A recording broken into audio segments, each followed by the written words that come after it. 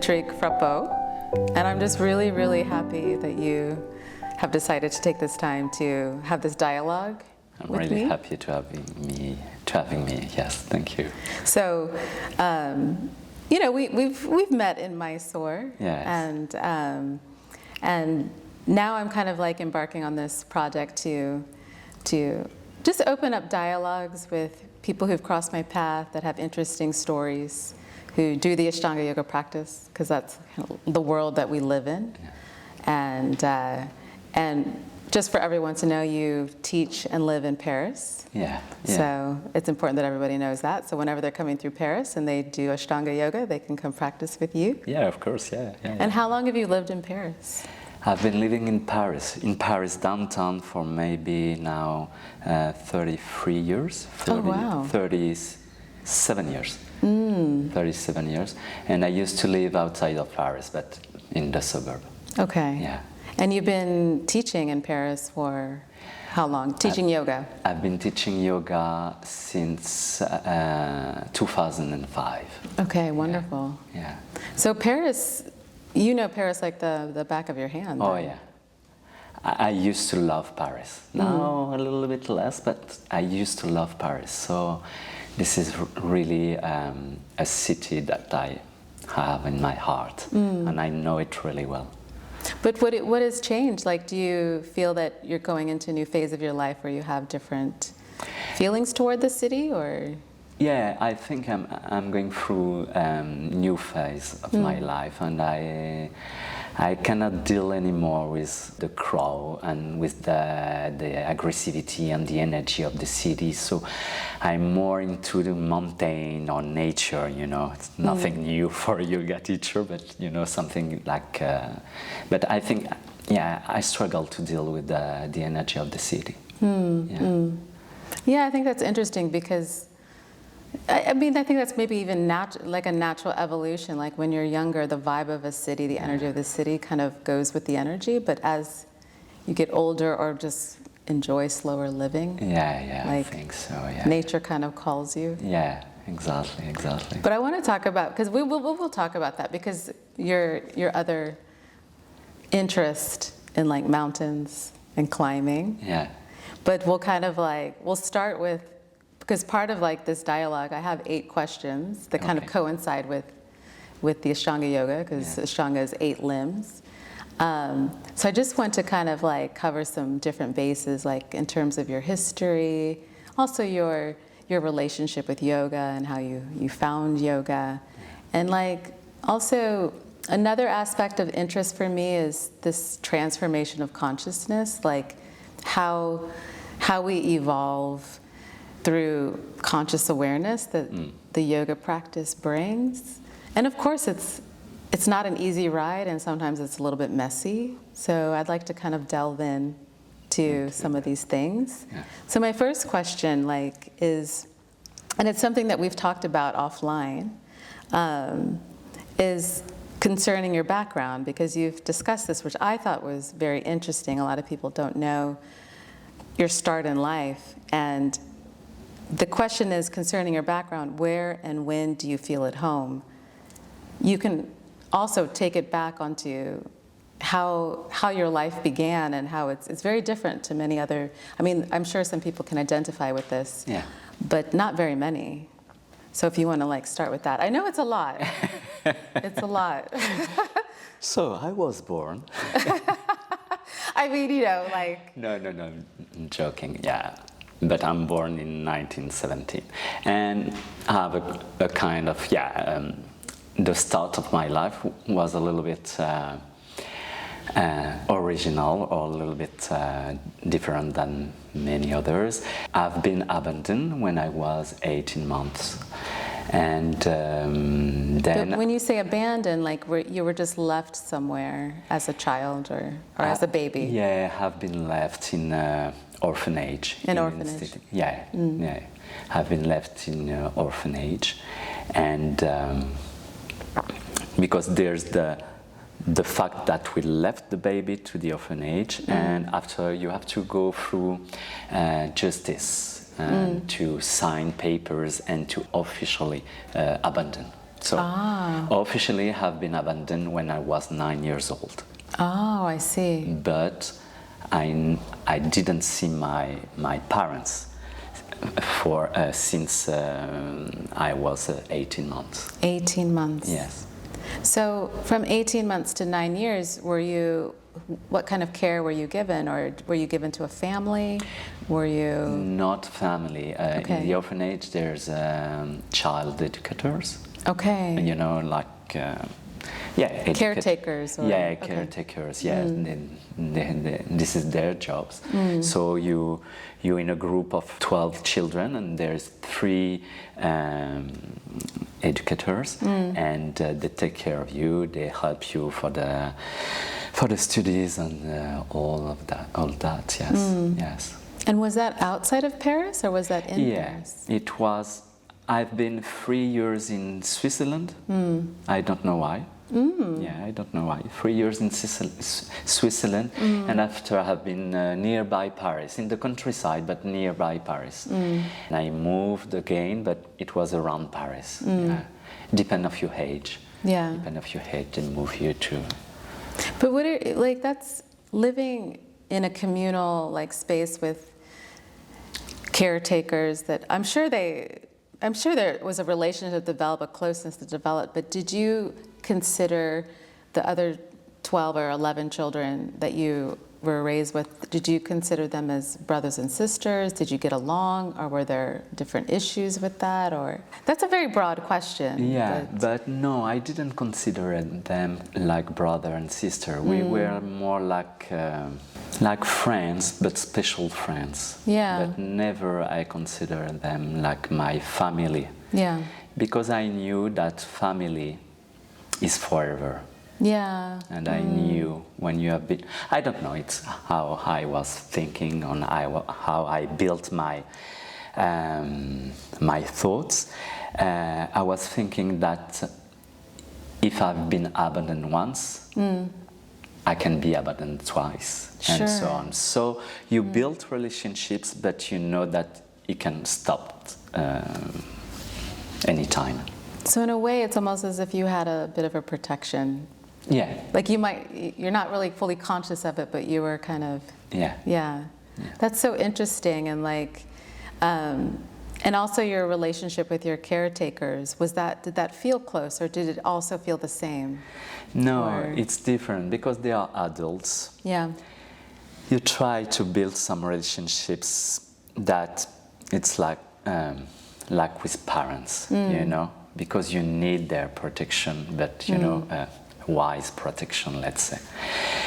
And it's a shame because they are trained, in their training, they learn not to be attached to the children and not to give love. Oh, wow, yeah. Because they are afraid you attach them.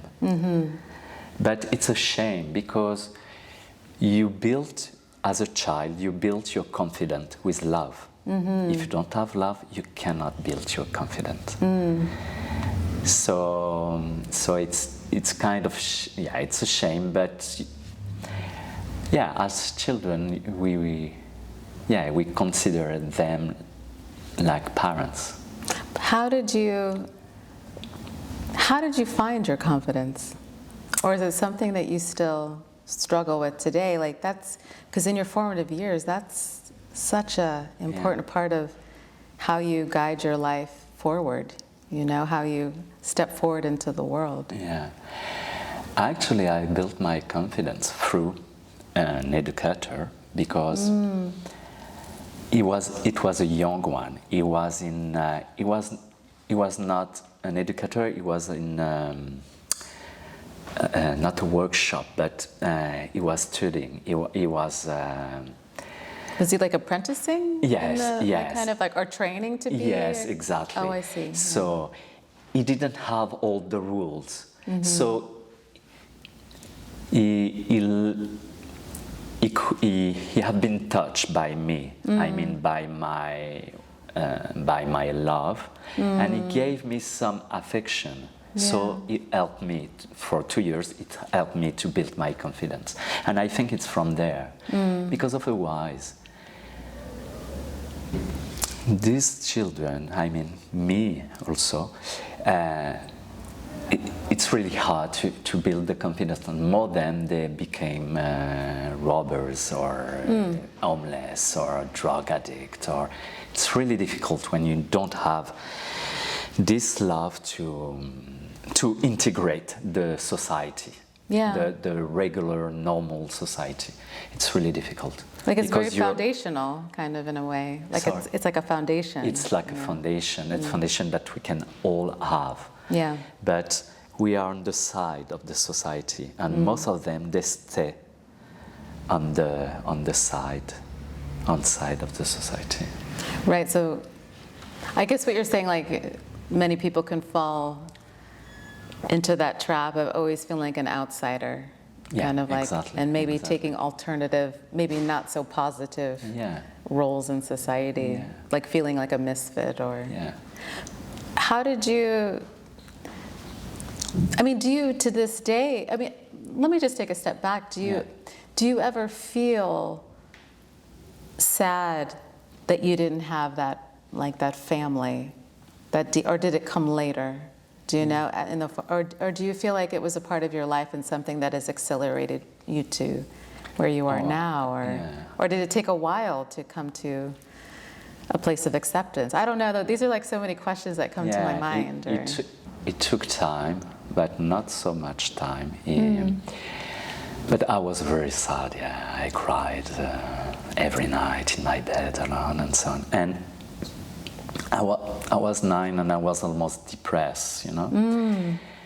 And I realized that it won't change. It won't change. And if I don't accept, I'm gonna die or I'm gonna become crazy. Yeah. So I decided that the place where I am, it's my life. It's my family, it's my life. Where I am, it's where I am. So don't expect anything.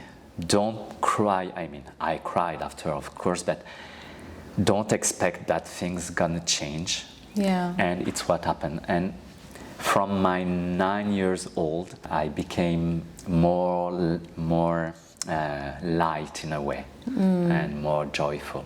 But those are some deep existential questions at that age. Yeah.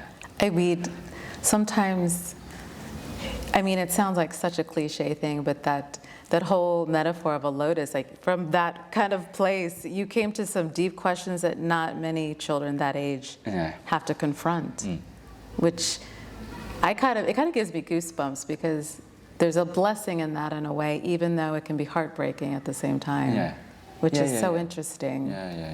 I told my story to people, to friends and so on, and they say, oh, you did such a good job, you did such a good job. And I said, yeah, I did a little, but I think I've been blessed in a way. It's not because of me. It's because I've been, I came to world with that. I don't know. You know, some people are smarter than others. Some people have more skill in climbing, dancing, or acting. And so I've been a little bit lucky, but in a way, it's sometimes it's like somehow the universe just opens doors, kind of thing.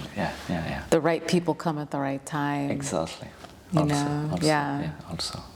And I think sometimes these types of experiences push us to see something deeper. You know, like I've thought about my own life, different challenges where you start to come to the conclusion that if everything was given to me so easily, I don't think I would have asked these deeper questions, or even maybe, I don't know if I would have ever recognized yoga, do you know, because it's such a great healing type of modality or method to implement in your life. But to this day, do you ever feel any of the remnants of abandonment, like in relationships, or is it something that kind of knocks on the door and then you kind of see it and you learn how to work with it and not allow it to taint or does it create a barrier with others at times, or how does that work? You answered to the question, actually. You know, because I know, like, sometimes when you Yeah. have painful experiences in the past, it can somehow come into the future because you've been used to protecting yourself, which is there for a reason. Yeah, yeah, it's a bit of all of that, because I built like a warrior. I built a kind of, you know, especially with my friend relationships or intimate relationship, love relationships. So my work has been to remove this barrier, still have, and yes, I can feel this feeling of abandonment. I can feel in many situations, and sometimes stupid situation, you know, you feel that the little child in his bed, you know, you feel it. The work is how to deal with and to recognize and to deal with them. Not saying, okay, okay, you recognize that, you know that there's nothing with that. Yeah. It's from you, so you have to deal with it. But yeah, still have that, so I work on it, still working on it. Yeah. Yes. Yeah, I mean, it amazes me, like, the resiliency of, like, of people, and but I also appreciate what you say, because you know, sometimes it's easy to kind of like carry that weight, and you know, not that it's bad, but sometimes we can carry the weight of feeling like we're victimized, but you've seen it more as something that was a place of acceptance. It is what it is. Yeah. You know, and you. Yeah, I think if you victimize, it's double punishment. Yeah. It's double punishment. It's, but we talked about that yesterday. But and you had this word, but I'm proud of that. I'm proud of my past. I think it's something rich in me. It nourished me. I'm grateful because I have a lot of experience, especially to face to life, because I've been through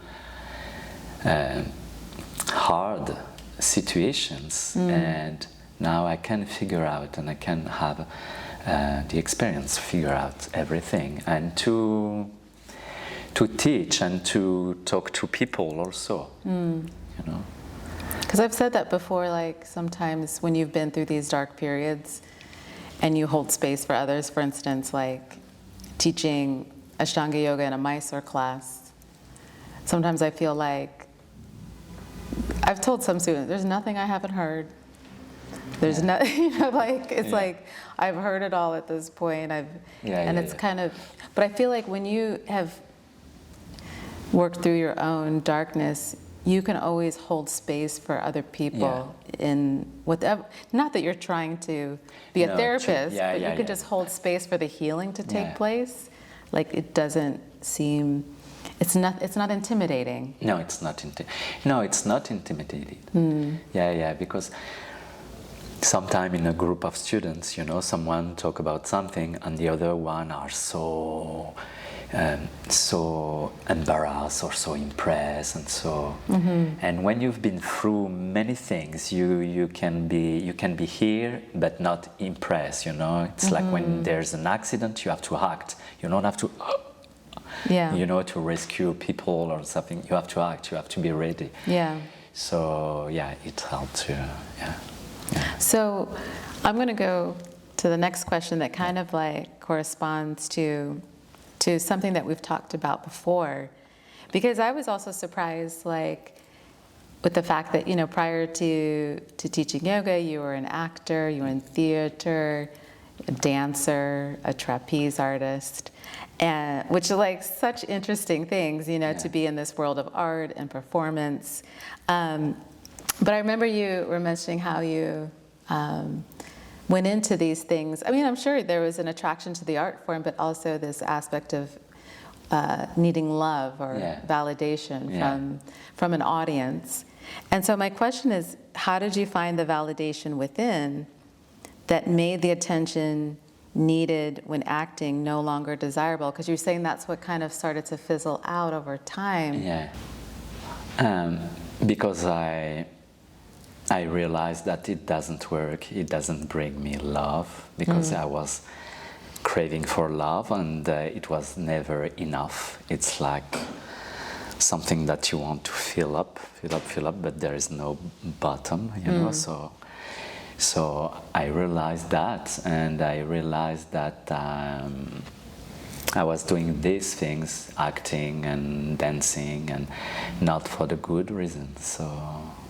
But was there a defining moment where you really had like a strong intuition, or was it kind of a build-up that gradually you realized, or? Actually, it's when I met yoga. Yeah, when you started yoga. Yeah, and I started yoga, exactly. Because I started yoga 10 years before stopping my artistic career. And so I discovered yoga, and yoga gave me confidence and gave me something that I can exist without other people. I can exist by myself, and it was my big experience with yoga. It was my big experience, and it taught me that. It taught me that you can be happy without the others, but in a good way. You can be happy without the validation of everyone. You can be yourself. I mean, happy in a way, but yourself. You can be yourself. And do you feel that was the drive of your career in acting and dance? Was that at the heart of it? Was that validation or need for love? Was that like? Do you think that was the main motivator to go into it, or was it kind of many things? No, it was a kind of many things. It was, I think, because it was something apart. It was not let's say, a classical or regular job. So maybe I was looking for this kind of job, and because I was really creative. I wrote theater piece when I was young, and I was acting all the time. I was dancing and things like that. So I was really interested in these things. You know? So you knew early on you wouldn't do anything conventional. Oh yeah. Like an office job, or? Yeah. I knew it was not for me. I knew it was never. Yeah. And have you ever worked in an office or any type of like? I did some. We say that in French for pay the rent. I did things when I was really young. When I left the orphanage, I had to leave. So I did things like that, but not really. I don't know. I did so many things, but not in office. Another thing I wanted to kind of revisit, because what age did you leave the orphanage? What was the? When I was 18. Okay, Yeah. so 18. So you really were raised in that environment. Yeah. Totally. From early on to the age of 18. Totally. And that also takes me back, because I kind of glossed over the first question. What and where feels home to you? Is it something that's non-physical, or is it something, or a physical place? Or are you still seeking what that is? It's really difficult for me to answer, because I never wonder that. Okay. I feel home. It's so stereotype, but I feel home everywhere in a way. But it's not a physical. It's not physical space or a room or. And this is my problem, because I want to leave Paris. I want to go somewhere else, but I don't know where, because I'm not attached to this or this or this. I can go anywhere. Yeah. And The only things I'm really attached to French culture. Oh yeah, okay, yeah. Maybe because I've been an artist and things like that. Because maybe this is my roots. Books, movies, things like that. Maybe this is my roots. But home, yeah. So you feel like inherently French? Yeah. So French. Yeah. So French. Yeah. But as far as like a physical place, it could be anywhere, any place. It can be anywhere. Yeah, because when when I stopped my career, I took 1 year off to travel, and then I realized that I was really French. You know, I was listening French radio. I was, of course, reading, but I was always really connected to France in terms of culture, music, reading, and things like that. So I say, oh, Patrick, you're French. Yeah. You're so French. So you had to step outside to really kind of maybe realize that. Yeah, exactly. But are there favorite, like when you took that year of travel, are there a few favorite places or places that like kind of left an impression on you at all, or more than others, or? Yeah, there's a lot of. Not on this year because I've been in Asia. I've been like 8 months in India. I was supposed to go to do the big tour, you know, and I stay 8 months in India. I mean, but I've been in Asia. But I'm more connected, for example, to Africa. I'm really connected to Africa. So maybe it's Africa. It's many countries, of course, but maybe it's a continent that you're my attracted heart. to. Yes, I'm attracted to. But your cultural background, as far as your birth family, did you ever discover where your roots are, or where your family roots? Yeah, my reside? family roots. Yeah, because I have on my ID there's my parents' name and things like that. You know. So yeah, I know that my mother was French and my father was from Tunisia. Okay. And more or less that's all. That's all.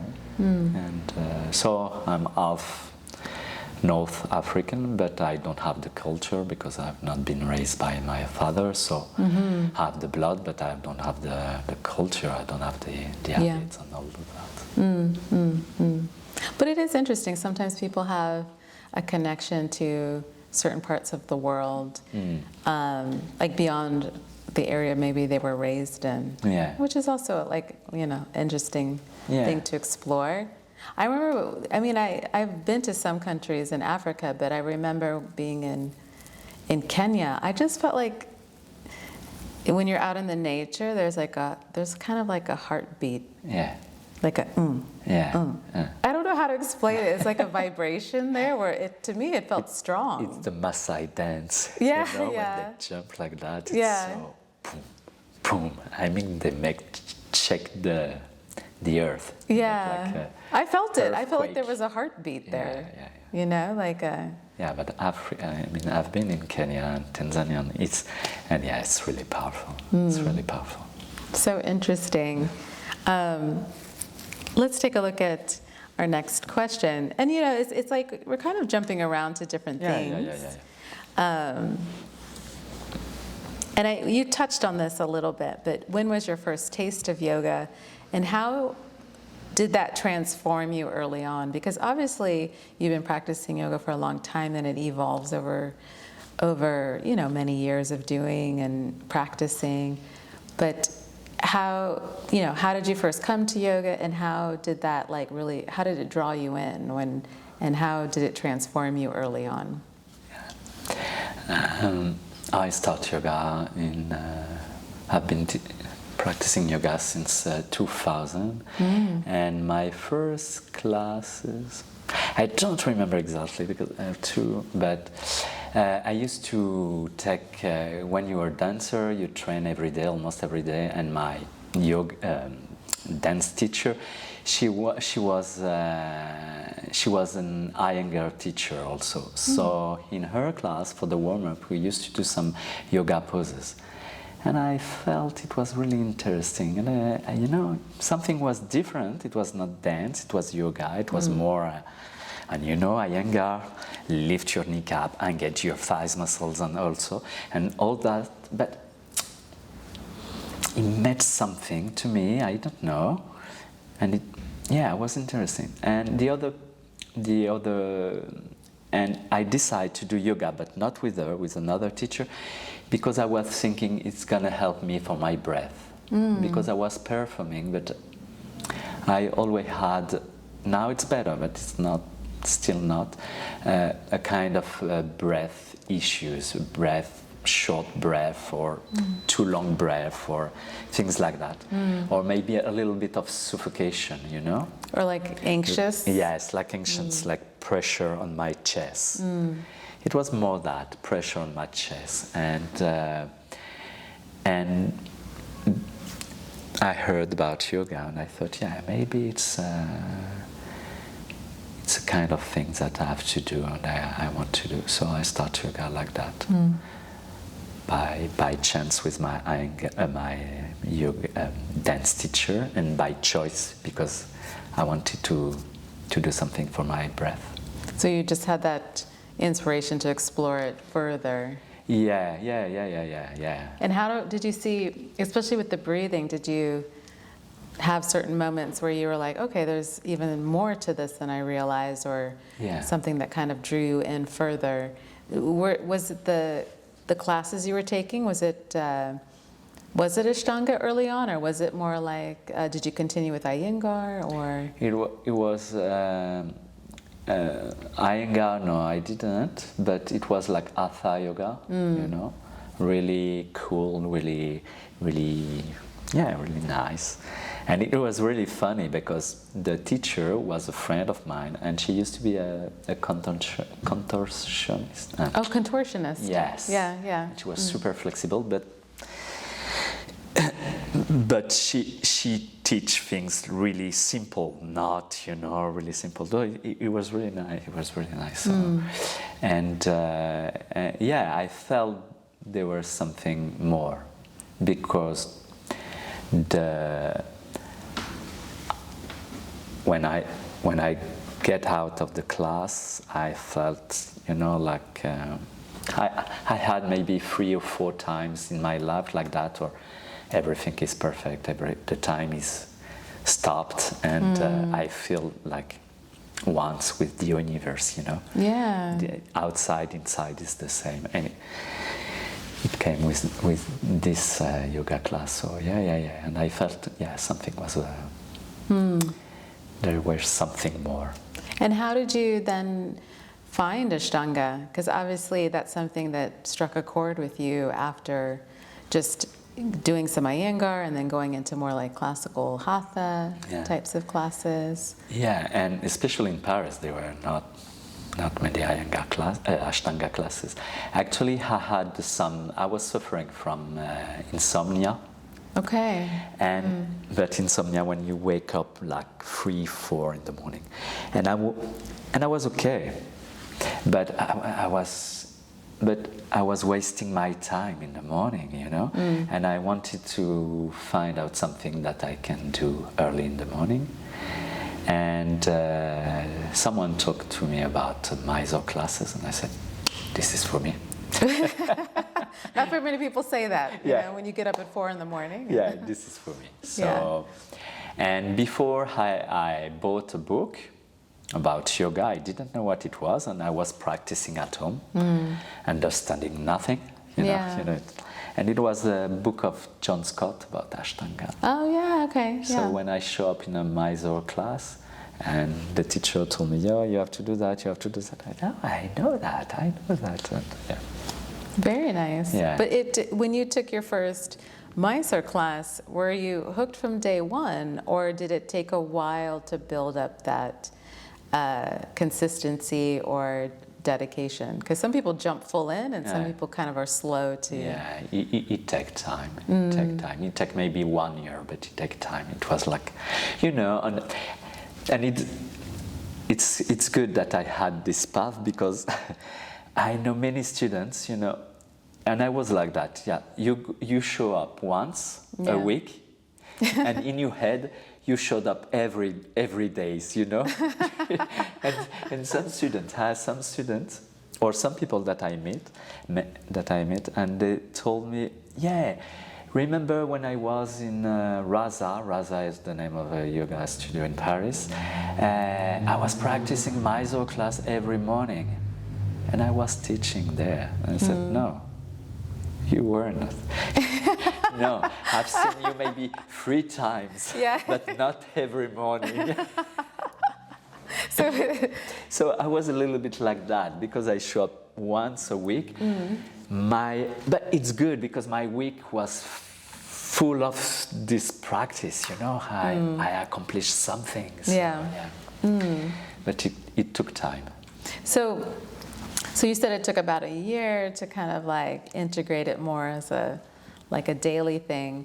How did it continue to evolve, or how long did it take you to feel the pull to go to Mysore, India, or did you train with other teachers more extensively, or kind of what was a little bit the path? Yeah, actually my teacher, he used to go to Mysore. He went twice to Mysore, and it was really inspiring, you know. It was this kind of guy who it's like yoga and full of energy, you know, a big vibration. So you want to do the same. I mean, you're in a way you're inspired. And so he told me, you have to go to Mysore and so on. So I went to Mysore into maybe 8 years after I start Ashtanga. Okay. And and I did a teacher training with him also. This is why I became a yoga teacher, because I didn't have money to pay the teacher training, but he wanted me to do the teacher training. So he said, okay, you do the teacher training for free, but afterward you have to teach classes. Oh, wow. For the amount. To kind of make up for the cost. Yeah, the cost of the training. So my point was not to become a yoga teacher, but it's not like that. But that's kind of nice. So he saw something in you. Yeah. And like offered that opportunity. Yeah. That's kind of interesting, like how maybe at that time you didn't see it, but maybe he did. Maybe like, he did. as far as teaching, you were into the practice. Yeah. But okay, that's nice. Yeah. I mean, it's nice when that's offered, because I like to kind of create some type of an exchange. But sometimes you see, even I see it myself, like as a teacher, you see students have a spark. Yeah. Like, I don't know how to explain it, but you just see a little something. Yeah, you see a little something, a little... But how was your first impression of going to Mysore and practicing there, like your first trip? Was it inspiring, or was something surprising, or did it just kind of... When I went there, I had heard so many bad things about Mysore. Oh, really? Oh my gosh, I didn't hear those bad things. It's so funny. Yeah. Paris is really special. Yeah. Because we were not, at this period of time, Parisian students were not so connected to the... When I'm talking about Mysore, I'm talking about Pattabhi Joyce and Shara. Yeah. They were more connected to other teachers in Mysore. Okay, because, I see. Yeah, because French people, they don't like the rules. They don't like the main thing. Yeah, right. They like, you know... More obscurity. We did revolution. We don't like the rules. Yeah. So, from those students, I heard so many things about Mysore, about the Shala and things like that. But I wanted to pay my respect, because, you know, at this period of time, I've been practicing for 8 years. I became a Ashtanga yoga teacher. So Ashtanga gave me so much. So I had to go at least once to pay my respect and to see what it was, what it is, and how it is to practice there. Yeah. And it was fabulous. It was fabulous, because I was new eyes, and I saw many people sharing this passion. So yeah. You just have to go and see for yourself. You can't even listen to my opinion. Like if you're teaching and you're into the practice, and you feel a bit called to go, I tell people you might absolutely love it. You might not like it, but you have to see for yourself, and you can't be too invested in other people's opinions in regarding it, because it's only through their lens. But I have to say, I hear it all the time, there is a bit of magic there in the practice room that's kind of like no other place. Did you kind of experience that, just like, it really is like practicing no other place? No, it's really magical. When you dive in, you said, okay, I want to do that for the rest of my life. I want to, in a way, I want to stay here. I want to stay. Of course you won't, and of course it's not a good idea because life is outside also. But it's magical. Like that. And it's like it's very immersive. Which I think is like quite the powerful thing. And for teachers, I think when sometimes you lose the spark because you're tired, because you teach a lot, because many things. When you go there, it's give you the spark again, or it gives you the energy, and I said, okay.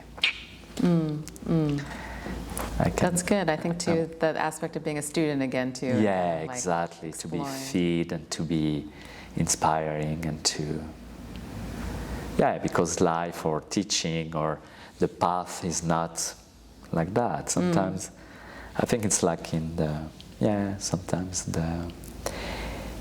the religion, the monks, maybe sometimes they lose their faith in a way, Right. And sometimes, I'm a yoga teacher, or maybe I'm a yoga practitioner, but it's okay, but maybe sometimes I lose my faith. But it doesn't make me depressed, because I know that for me it's part of the path. It's okay. But, like waxes and wanes. Because sometimes I tell people it's another part of the work to re-inspire yourself. Because there are dips that are inevitable, and it takes a bit of work to stay inspired, whether that's through reading or practicing with your teacher, or certain inspiring figures in the community. Where do you see your practice in the present, or how it's evolved in the present? I mean, of course, the longer you practice, there's also this aging aspect, which I don't think has to be negative. Sometimes people kind of make it negative, because everything changes. But how do you lean on your practice now? What does it mean to you now, in a way? And what has it evolved into? I guess it's hard to pin down, of course. But, it's a bit up and down. It's evolved more. I'm more focused on my breath. I see that I have less energy. I used to have so much energy. But even in my artistic life, I used to have many things. So I feel I have less energy. So I have to save my energy, especially in the practice also, and for the teaching. So when I was younger, maybe my practice was not so deep, and it was I have to express my energy, have to, and I have to use this energy to, and it was fun. It was deep in a way, but it was fun and it was joyful. And now the practice helped me to save my energy and to deep more into my soul or into my spirituality, even if I don't know exactly what it means, but into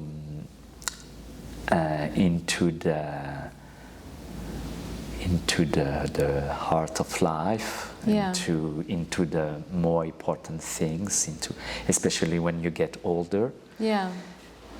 Because death is there. Yeah, right. Knocking. You know? Yeah. Yeah. Yes, definitely knocking.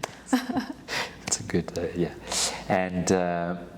And when you get a little bit older, the question or the sense, not the sense of life, the meaning of life, become more, questions are more obvious, more, so yoga, yoga helped me to touch the heart of life. So my practice is slower and is more focused. I think I've been really focused maybe for 2 or 3 years now. That's so interesting. Like it develops. Yeah, I think. So, because also of the injuries, I don't have many injuries, but it can come, and you know, and the body sometimes, my body, become a little bit more sensitive or maybe a little bit more fragile. Yeah. So have to take care. So all those things that you lose with age help me to become more deeper and more. So it's good for me.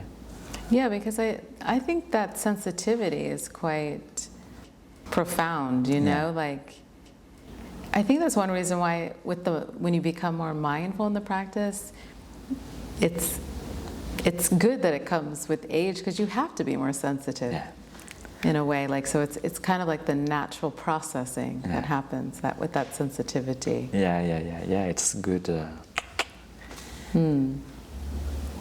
Let's take a look at the next question. And this is something like kind of taking a different turn, because it's a question that always has come up to me, like from different, being around a lot of different yoga practitioners. But what advice would you give an aspiring yoga teacher? Because there's people that often ask me, like, they just ask me advice about going into teaching. What would you recommend? But what are just some really, maybe something that not everyone offers people who ask this question, like what advice would you give an aspiring yoga teacher, someone that's interested in teaching yoga? Because there's some realities that aren't always taken into account. I would say you have to be passionate by yoga. You have to love people. You have to be interested in people.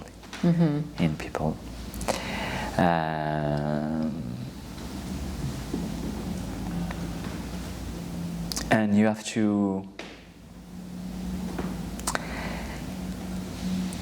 to solve, or you have to deal before with your emotional and emotional problems, for example. You have to, in a way that you have to do a work. Previously, you have to have done a work on you. That's really, I think that is so important, what you're saying. I don't think it's talked about enough. Is the internal work that you have to continue to work, to hold space for others. To hold space. Otherwise, it's gonna, your problem, what you don't want to see, or don't want to solve, or don't want to work with, is going to, I don't know the word, but to spread on the students, you know, and it's not fair. So you have to work on your problem. And are there certain realities that you think some people don't realize before stepping into this yoga teaching role, or are there certain things that? Yeah, it's what I noticed. But what other realities do you think are important for people to know in regards to going into teaching? Are there other, what I mean by that is, are there other things that many people don't think about in terms of holding space for others and teaching yoga? You know, some people think it's glamorous. Sometimes they think there's a lot of, they don't understand maybe like the other, especially in Ashtanga yoga, I feel like I guess I can't really speak for other yoga methods, but I know in Ashtanga, it's energetically, it's pretty strong. It's pretty strong, yeah. It's pretty strong. So you have to, first, you have to have an established practice and keep it. Keep it established. It doesn't mean, it's not in terms of how many hours you practice and things like that, but how you keep it alive, that your practice nourish you, and you have to do your research. You have to do your inner research, but also yoga research. You have to do that. And about glamorous, and it's not so glamorous. Of course, on the social media, it's really, and part of that, it's look glamour, but it's really tiring, and sometimes, sorry for that, but sometimes it's not well paid. Yeah. You know? Yeah. The business is not, we see on the iceberg, you know? Right. Yeah. What floats on the surface. Yeah, we see that on the social media, but it's, when you're a yoga teacher, you have to know to do everything. You have to teach, you have to manage your money, you have to organize retreat, you have to talk about money with the yoga retreat or the yoga studio owner. You have to do it's many jobs in one, because most of the time you are independent. And in this independent job, there's the financial insecurity. And this financial insecurity can make you insecure. It can be a big deal. So we have to be fine with that, with this insecurity. Right. You don't have like this, a job with benefits and other types. It's kind of. Yeah. Yes, exactly. And next year, you don't know if you're going to have all your retreats or all your classes and so on. So you have to be passionate. But there's things of reality that are not so glamour. So, yeah. And I think it goes back to what you were mentioning. You have to love it. You have to love because it. Because if you don't love it, then nothing can drive you to want to keep doing it morning after morning or day after day. I've talked to some new teachers that, especially in the Mysore, like teaching a Mysore class, like some people have been shocked at how much energy to hold the space. Of course, the stamina increases every month, every year that you teach, I find. But in the beginning, I think a lot of people don't realize how much energy is expended in a way that it isn't noticeable when someone were just to watch you. Yeah. Do you know? Like it's something that it's hidden a little bit. Yeah. So it's that stamina, and that's why I think too with that insecurity, even with like health benefits. I mean, it depends on what country you live in. Yeah. But that's why you need to practice. Keep your immunity up, keep your health going, of course. Exactly, yeah. This is a question that comes up too, and also, in addition to that, a question that often comes up is, I always come across people, in yoga retreats, even trips to Mysore, and people are always going through transition. Yeah. And like, finding out, I think that's the thing that happens when you start to go into a yoga practice. You start to see things with different eyes that you weren't acknowledging before. And so people often realize, this is not the work I want to do anymore. I want to do something else. And it's not always yoga teaching. It can be just transitioning into another career.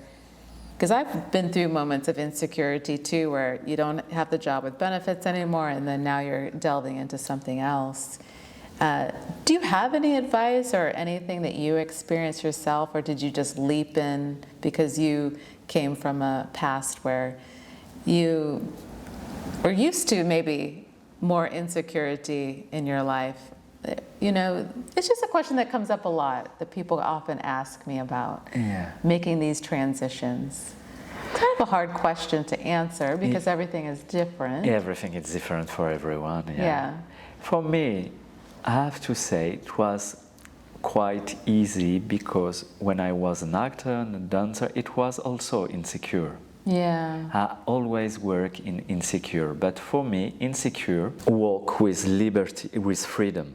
Oh yeah. You know, so for me, freedom was really important. Freedom in the job. I don't do that, but I can leave whenever I want. Of course, I have a responsibility with my students and so on, but I can.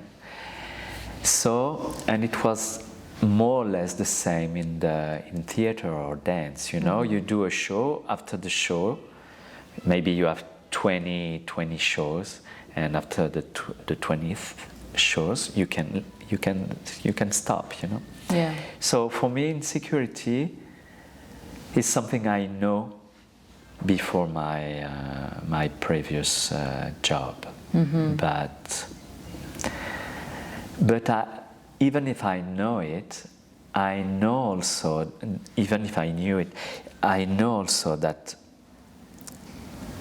it can be really a big deal for people. It can be really important for people. So sometimes when people ask me, I told them, okay, yeah, I think it's a good thing if you feel it. Yeah. You have to do it, but you have to know everything. Or if I can share with you, I have to tell you how it's gonna be. You're not gonna have benefits and so on and so on and so on and so on. And if you are prepared to that, it's all right.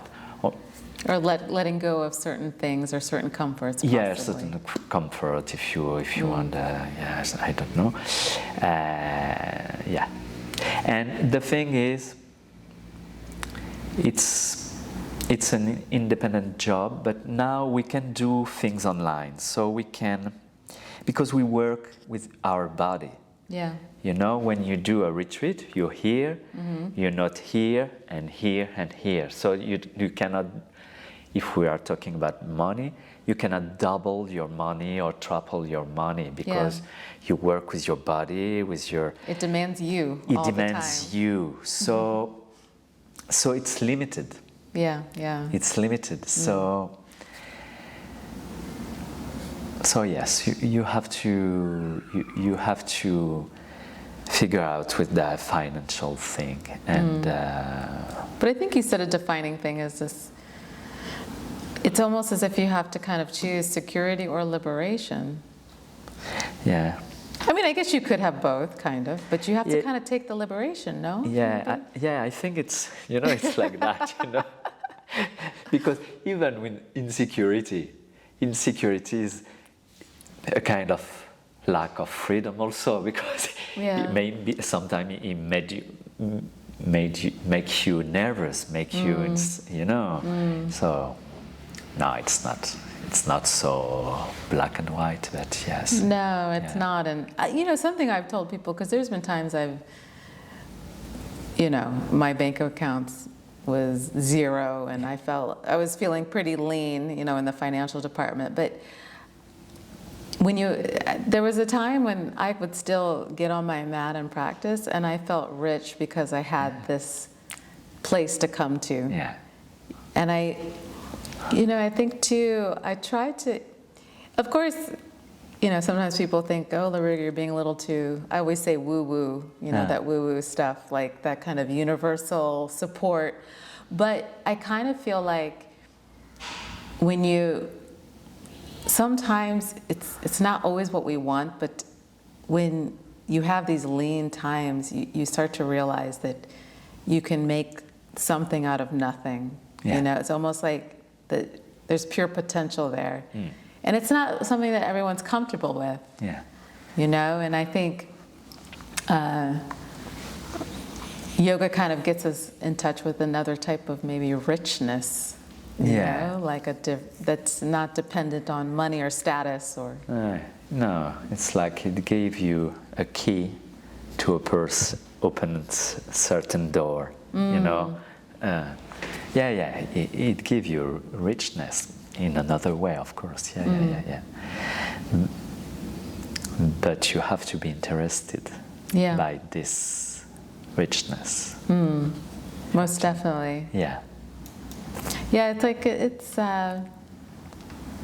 something that I guess it's a warning for people when they start to delve into yoga that they're going to, when you like kind of peel off some of these artificial layers that we all have, like we've all acquired from, I don't know, you know, whether it's from our culture or our family or certain conditioning, but like you start to see things differently, feel things differently. It's almost as if it shakes your foundation that you thought you were standing on, and then you're kind of guided to go someplace else. Because I always see this when people intensify their yoga practice, they kind of want to change something. Yeah. Their career. Their relationship. Yeah. The way they interact with people, what kind of people you want to see, you want to talk with, and so Most definitely. Yeah. The last question is just kind of something that is more relevant in this day and age, like in terms of like with social media and the internet. Should yoga teachers put an emphasis on social commentary or current events or certain political things? What do you think about that? I mean, I think there's a lot of different opinions in terms of... I think you better shut your mouth. Yeah. Most of the time. Most of the time. Yeah, I think if you don't have something really relevant, really new, or a new kind of point of view, really go to walk in the nature. I mean, because it's so easy to talk, to make comments, to please. And we talked to that just a few minutes before with David, but if you don't have the knowledge of the subject, please. Because most of the time people repeat what they heard before, what they read before, but this is not their profound thoughts, opinions. So please. Maybe. It's like a parakeet. They repeat what they heard about whatever. Yeah. And I think too sometimes it's not that people should never speak, but I think to work slowly, because some words I find can be divisive instead of bringing people together to kind of create understanding. Yeah. I think that's, that's something that I'm cautious of. And you can kind of put a stance out there. Of course, I'm not talking about being kind and these core principles, but sometimes you can put a political stance out for people, and it can divide in a way. Yeah. And so that's why I'm kind of slow to. I mean, I can be opinionated, but I've also learned it's better just to be quiet and listen. Yeah, me also. I listen, and most of the time when I want to say something, I say, is it really relevant? Is it, first, is it your opinion, your deep opinion, and do you have an opinion? Maybe you don't have, because you don't have all the details. So how to have an opinion? You can have an opinion like that, but a profound opinion, most of the time I don't have all the details, and sometimes it's more too difficult, too complex for me. I don't understand nothing. I can react like everything, but I mean, it doesn't mean, like you said, it doesn't mean you don't have to talk, especially when you have to act because something bad happened to someone and you have to react because there's a situation like that. But most of the time, we should be quiet and try to really analyze. I mean, I agree. Sometimes, because there's been times in the past I've been opinionated, but I'm just like, why does it matter? Especially, sometimes it's more about wanting to be heard than really adding something relevant, And it's an interesting self-reflection from time to time. So when it's time to speak, you want it to add value or relevance exactly. to the topic. Yeah. I think too, the other thing is sometimes we don't ask enough questions, we're just kind of talking over each other in different spaces. Yeah, we want to express, but we don't ask. Yeah. That's right. That's right. I kind of feel like that was just something in this day and age, and sometimes I've been challenged, like, why don't you speak about this and that? But it's kind of something similar to what you've said about also feeling the need to research more about certain topics. Yeah. Which I'm willing to do if I feel it's kind of an important thing that I am curious about. But the one thing I think is interesting, how what we learn in the yoga practice, how sometimes so many things bring us outside of ourselves. And some of the best things we can do is take care of the people that are right around us. Yeah. Because it's so, it's easy to think what's happening way miles away. Not that it doesn't matter, but sometimes the most value we can bring is kind of close, at arm's length from where we are. Yeah. Start from the little place where you are, Yeah. Is there anything else to add, or anything else in terms of your yoga experience, your yoga journey, teaching, that you feel the need to share? I mean, maybe not. You already said, like,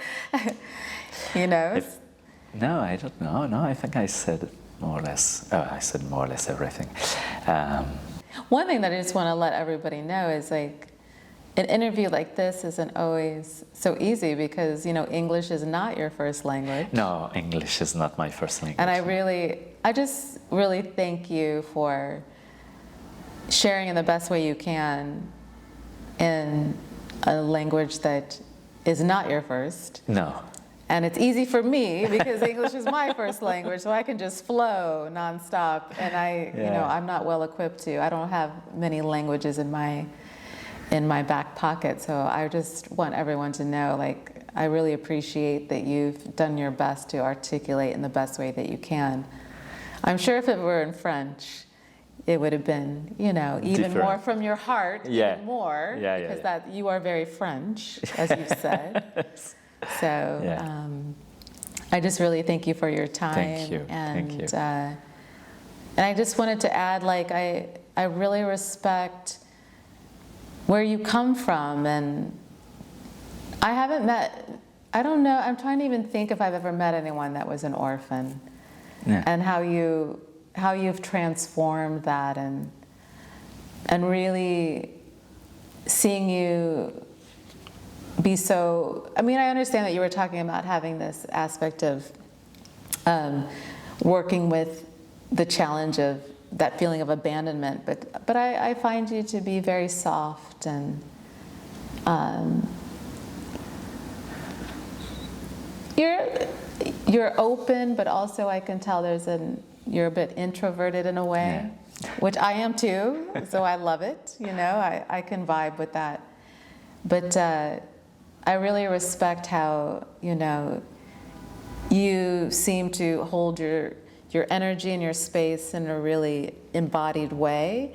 I never would have thought that would have been your upbringing, and how you've turned something that, I think what I really respect out of this conversation is how you came to a place of early acceptance.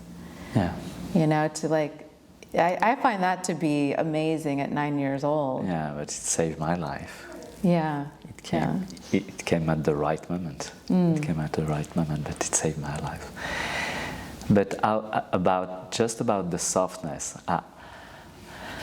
I've been really brutal before because I had a lot of anger, and anger was my energy. Yeah. Anger was my energy.